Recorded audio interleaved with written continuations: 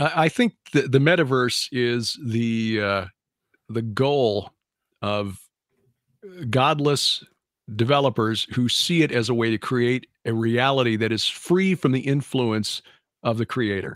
Yep. And the rules of the game that he has created. If you view the natural realm in which we all operate as a game, and God is a game designer, yeah, and he's placed us all in here, which gives a whole new kind of meaning to NPCs.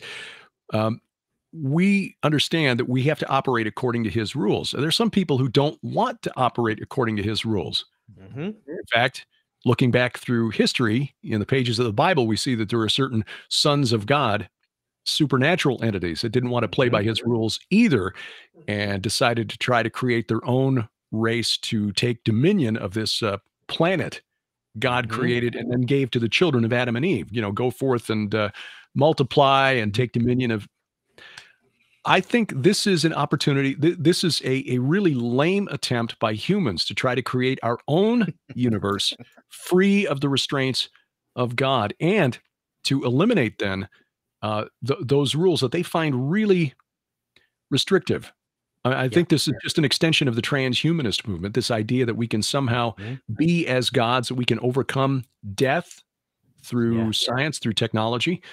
And so far, the processing power just isn't there. The early efforts by Metaverse, Facebook, just it is really lame. Lame is the perfect word for it.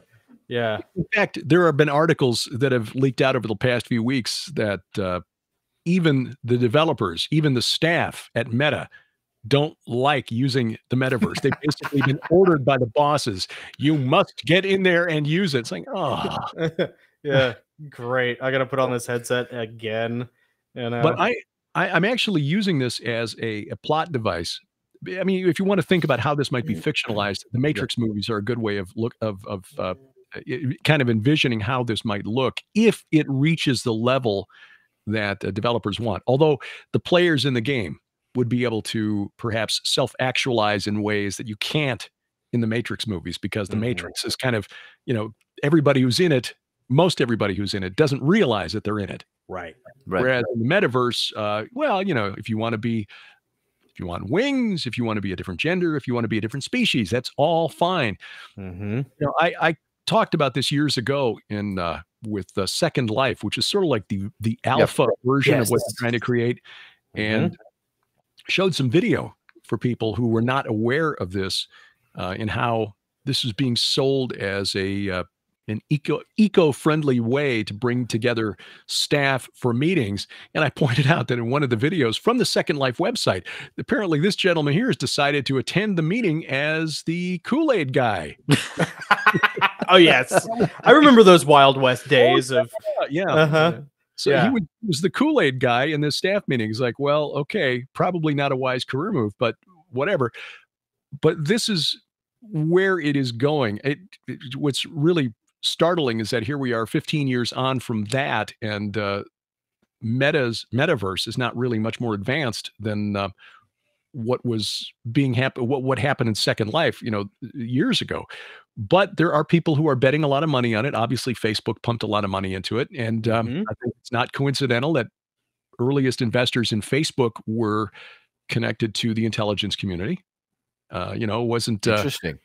It wasn't the CIA's venture capital division, which name is escaping me at the moment. CIA's got its own venture capital firm that invests in technologies that they think will be useful to the intelligence community.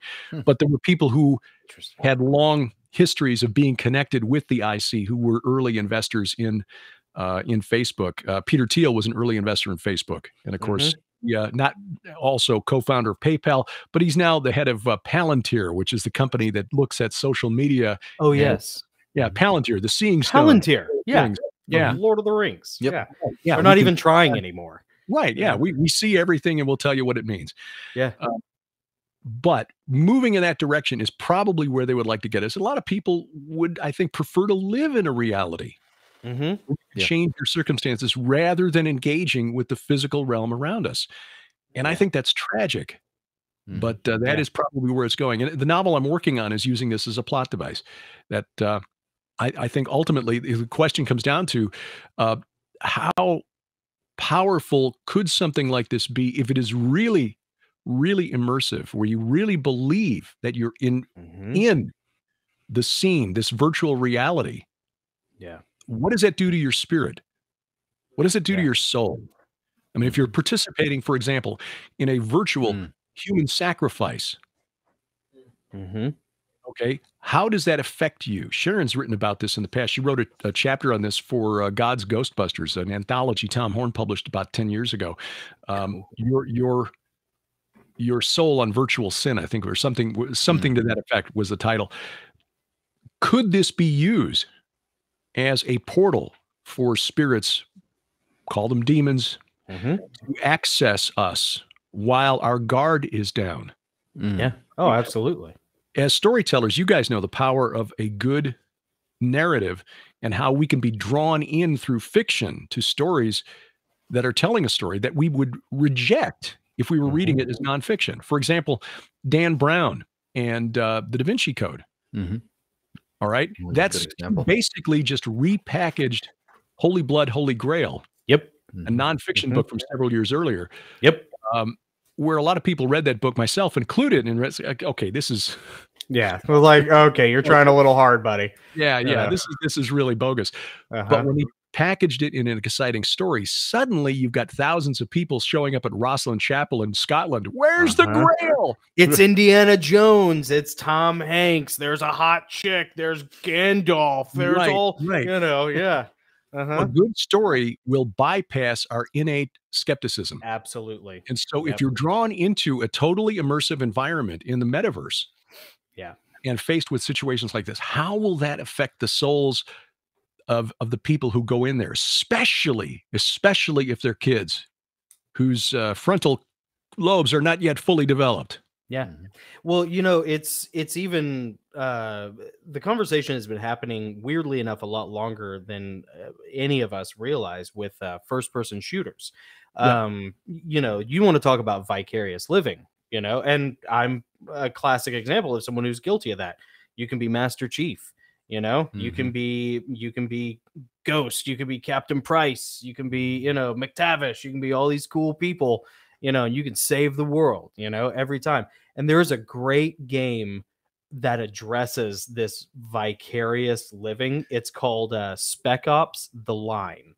And it came out like maybe 15 years ago. It's like old PlayStation 2 or Xbox or whatever, but it kind of addresses this aspect of like vicarious living, where you can find it on Steam or whatever, you know, but it's a traditional like third person shooter. You're in Dubai after a sandstorm, you and your buddies and your special forces. And like, as the game progresses, you're like descending deeper and deeper into hell until by the very end, the villain of the story, voiced by Bruce Boxleitner from Babylon. I'll remember him from Babylon 5, you know. Right. But at the end, he tells your guy, the hero who you've been vicariously saving everybody through. He's like, what have you done? You have made everything worse. If you would have just stopped, if you would have just basically, if you would have just turned the game off, you would have prevented all of this suffering, you know, in your vainglorious attempt to be the hero. But you just had to be the hero, you know. And it's amazing that there was someone who was like, who had that 30,000 foot view as a developer to make a game addressing this 15 years ago, and no one knows about it. Like no one pays any attention to it, because that's one of the big things, is that like vicarious living. You step into this world and you can be anything you want to be, Neo. You can look however you want. You can know kung fu. The new series on and in fact, I got to watch the new episode tonight. It's on Amazon Prime. The Peripheral, which is familiar. It's based on a William Gibson novel. So it's kind of trippy science fiction. It's similar to that, in which the protagonist is a young girl living in rural North Carolina with her brother, who's a Marine Corps veteran who's been upgraded with what they call haptics. Basically, he's been enhanced like as a super soldier. He and his buddies, and in this virtual world, and this is produced by the guys who did Westworld. Okay. Oh, okay. Yeah. Really well done. They're invited by a developer, a new game developer, to beta test a new headset that drops them into a really realistic virtual reality. So I've been watching this as kind of research for what I'm writing, and turns out this girl, early 20s, mid 20s, whatever, is actually better in the games than her brother, the Marine. So they're getting paid to beta test this new headset that drops them into this virtual reality, but then it turns into like sort of a timey-wimey sort of thing where it's actually not a game. They're through entangled pairs. They're actually interacting with a future and somebody in the future who's and it really gets weird from there. But the bottom line is, what is reality, and what can you be convinced to do if you think that what you're doing is not real? Again, and what is the impact? What are the spiritual impacts for you and your soul when you're engaging in this this virtual realm?